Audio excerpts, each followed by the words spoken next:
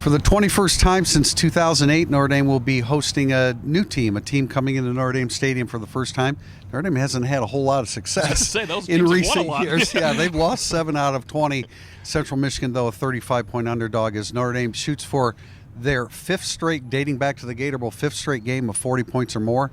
That's never been done in Notre Dame history. Tim, what are you looking for today from Notre Dame Central Michigan? You know, people always say fast start, but I don't. Fast start's not as important as complete control of the game as you're ending the first quarter. I always think the super fast start is overrated. It's not coming out flat as much as you want to see Notre Dame take control of this game going into halftime in a way that is 24-0 or 31-7, in a manner that allows them to. They have to come back out with Sam Hartman in the second half today, unlike the Tennessee State game, but be able to transition to the subs after that. And I think the key to that is defensively keeping Bert Emanuel in the pocket, because the more he throws, the more it helps Notre Dame's secondary, and that was the case for Brennan Armstrong, and he is a much better passer than Bert Emanuel Jr. I think there's some picks in Notre Dame's future here coming up, JB, but Notre Dame, you know, they're caught between at NC State. We know that they, what they had to expend last week mentally, physically, and then, of course, Ohio State next week. Where do you think this team is going to be? Marcus Freeman has tried to make sure that they stayed focused.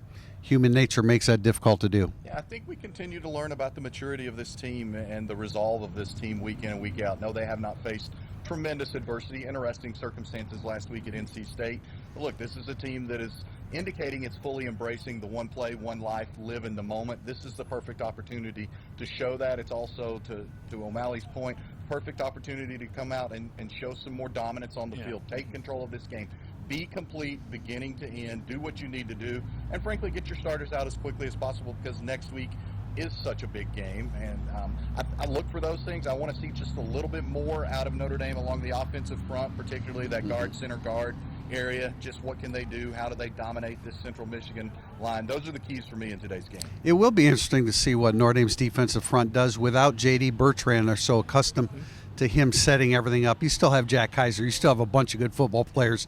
Don't get me wrong, but when J.D. Bertrand's not in there, usually the operation doesn't work quite as well. Yeah, I think you'll see plenty of nickel with Jack Kaiser in the middle linebacker and Thomas Harper in the nickel. I would love to see more base, because I know what Thomas Harper can do, and it'd be great to see Jalen Sneed in there. I want to see Osbury work his way in just one meaningful first half package where Jaden Osbury is running things would be neat to see. When we talked to Osbury, he was training, this is back in the spring, he was training everywhere.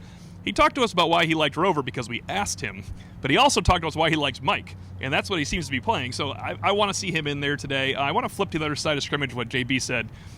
Jacques Bristol, number 10, on Central Michigan, can cause problems for Notre Dame's interior. He did for Michigan State. That's the matchup to watch. If something can get messed up on 3rd and 3 or a 2nd and 10 turns into 3rd and 12, I think he would be the reason for it.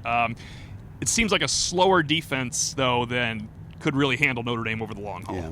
Look for him. He's number 0. He's stout. He's a good football player. Yep. But, this is a big opportunity for Sam Hartman.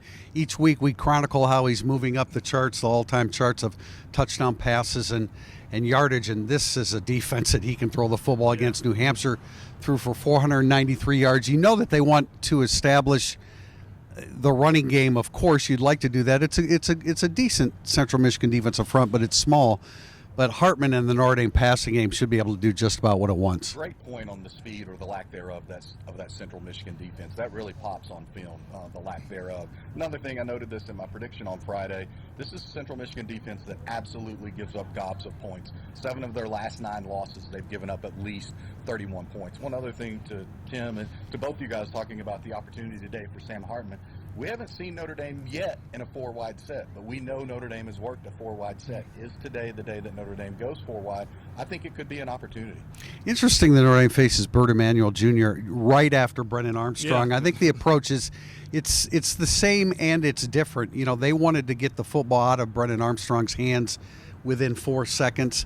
I think you kind of want to keep it in his hands and let it and pin him in and let him throw whenever he does. I feel very strongly today about at least 2 picks, and frankly a handful of sacks too. Notre Dame officially only has 4 in 3 games, but I think this is a guy that you can pin and sack. Now you don't want him sprinting upfield. That's when he's at his best, but I think Notre Dame's going to have a field day against Bert Emanuel Jr. Hey, you make a great point. This was in my preview today. Sacks, they're not just for lunch anymore. It is okay to get some once in a while.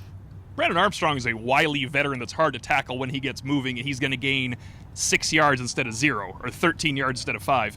Bert Emanuel, you can get in the pocket, you can force into mistakes, but if he puts that second foot down and takes off, he is running by a lot of Power 5 players and a lot of Notre Dame players, so that's what you don't want to let him. I think he gets away once, and that's where you maybe give up a touchdown in this game and just him setting it up. But boy, you could set up 3 scores if you make him pass the ball as well. John, how do you think this game unfolds? And I would continue on O'Malley's point and say, yes, he can be elusive, but Central Michigan doesn't have North Carolina State's offensive line. No. And Notre Dame proved very well that it could handle that group and bottle up Brennan Armstrong. I like Notre Dame taking control early in this game. I think it's going to be a very systematic, methodical, not mechanical win, but along those lines of just very perfunctory, very efficient. And also one quick note that I think is really neat that I found out Friday evening on campus. Notre Dame is going to honor Johnny Lujak today. I believe they're wearing decals on their helmets. I believe there will also be a highlight on the video board during the game. I think that's very poignant. That's it. Pre-game Notre Dame Central Michigan. We'll have instant analysis following the game, followed by Irish Illustrated Overtime.